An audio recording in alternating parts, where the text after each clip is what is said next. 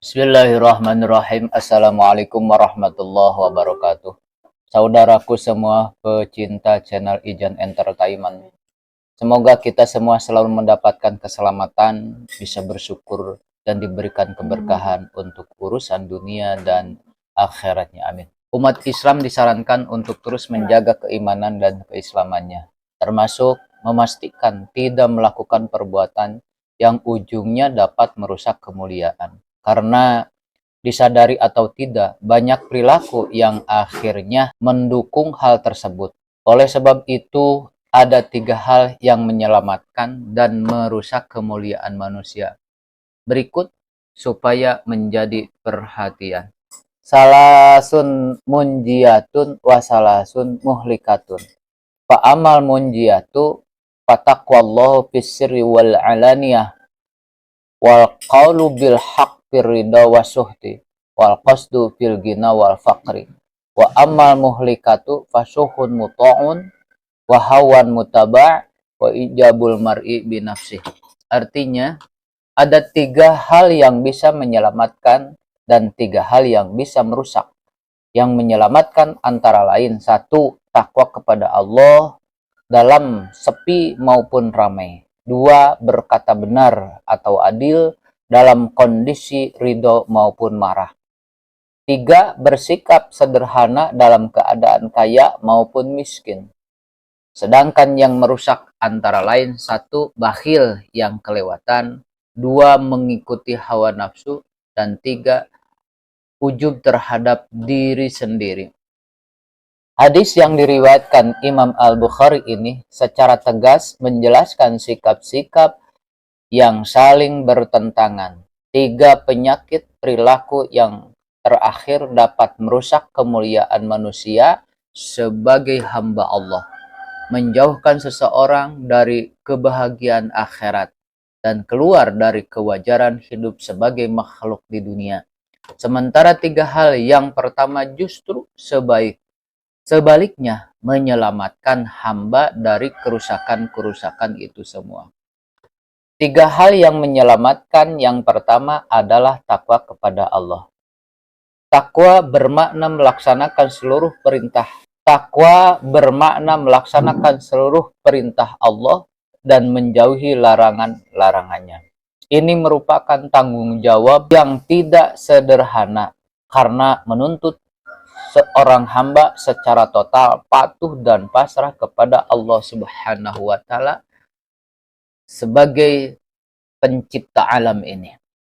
Sebagian kita kerap saling paham bahwa ketika disebut kata takwa, maka yang terbayang sekedar melaksanakan salat, puasa, haji, dan perkara ubudiyah lainnya. Padahal takwa mencakup seluruh gerak lahir dan batin seperti akidah, syariah, dan juga akhlak. Dalam hadis di atas tersebut, takwallah fisri wal alaniyah artinya takwa dalam setiap keadaan. Takwa menuntut seseorang hanya takut dan malu kepada Allah semata, bukan kepada yang lain, termasuk kepada atasan atau nafsunya sendiri. Dalam pesan Rasulullah Shallallahu Alaihi Wasallam, takwallah fisri wal alaniyah bisa dikontraskan dengan perilaku merusak hawan muttaba'un atau hawa nafsu yang dituruti. Inilah yang membuat takwa terasa sangat berat karena musuh terbesarnya adalah nafsu alias diri kita sendiri.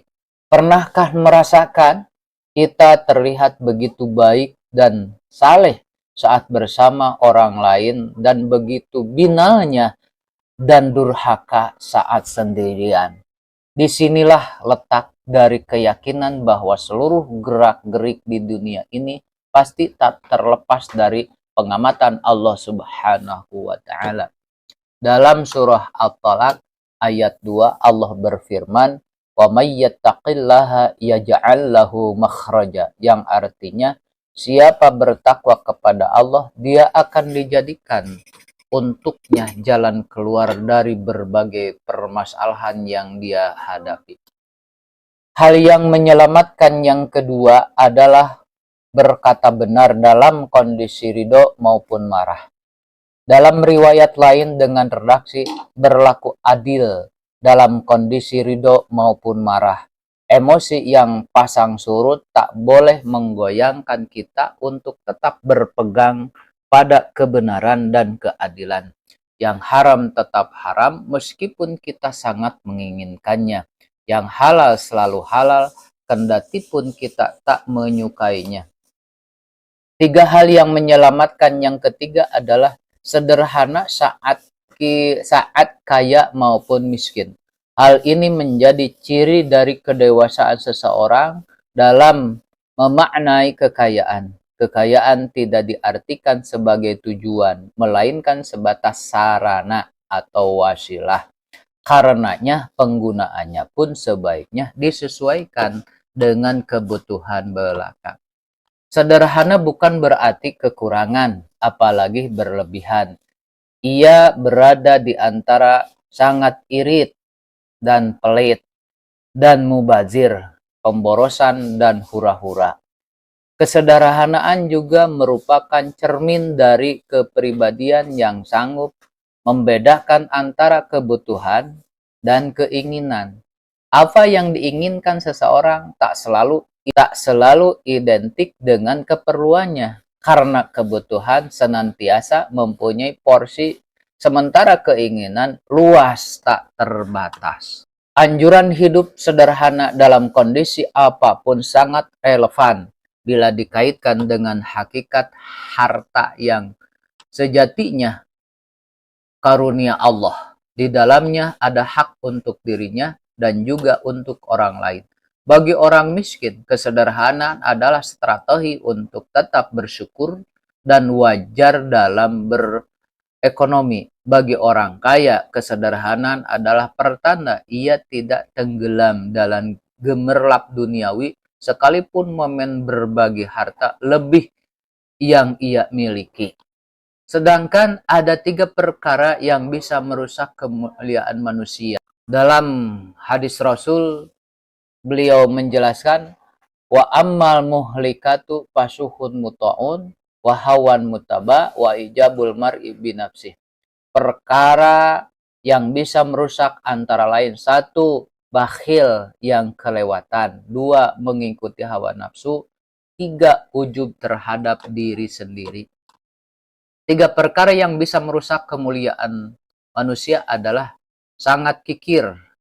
Jangan sampai kita menjadi sangat kikir atau suhun mutaba, yang menjadi salah satu perilaku merusak kemuliaan manusia dalam hadis di atas.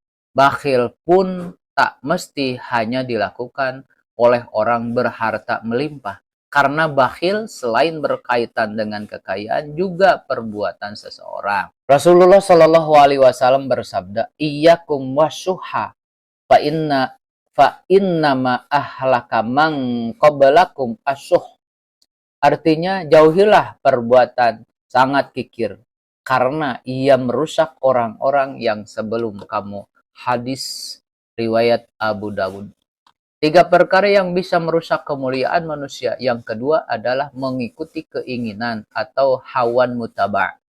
Kalau kita selalu mengikuti keinginan, padahal keinginan itu salah, maka kita akan menjadi budaknya dan kita pasti celaka. Dan bahkan mengikuti hawa nafsu serakah adalah sumber dari segala kesalahan. Tiga perkara yang bisa merusak kemuliaan manusia. Yang ketiga adalah sombong atau ijabul mar'i binafsih. Memegang prinsip sangat tergantung kepada cara mengelola diri. Bagaimana mampu senantiasa rendah hati kepada siapapun tanpa membeda-bedakan pandangan dan sikap terhadap mereka. Karena itu berkata benar dalam segala kondisi. Ini merupakan lawan dari perilaku merusak ijabul mar'i binafsih atau ujub terhadap diri sendiri. Membanggakan kualitas diri sendiri bisa menjerumuskan seseorang kepada tindak penyepelean orang lain, lalu berlaku secara tidak objektif. Merasa paling benar dan paling baik dapat membawa seseorang tak adil dalam menyikap segala hal. Ujub juga cenderung mengabaikan bahwa tiap nikmat datang dari Allah Subhanahu wa taala. Ketiga hal di atas berhubungan saling berkait antara satu dengan yang lain. Meski terklarifikasi masing-masing tiga sikap, akan tetapi sejatinya semua bermuara pada pilihan.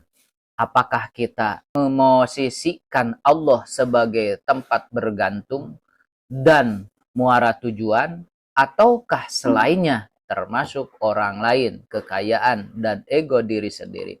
Saudara, semuanya itulah yang bisa saya sampaikan. Kalau menurut saudara, isi video ini bisa menginspirasi, silahkan like, komen, dan share ke teman-teman saudara biar bangsa tercinta ini mendapatkan manfaatnya. Wassalamualaikum warahmatullahi wabarakatuh.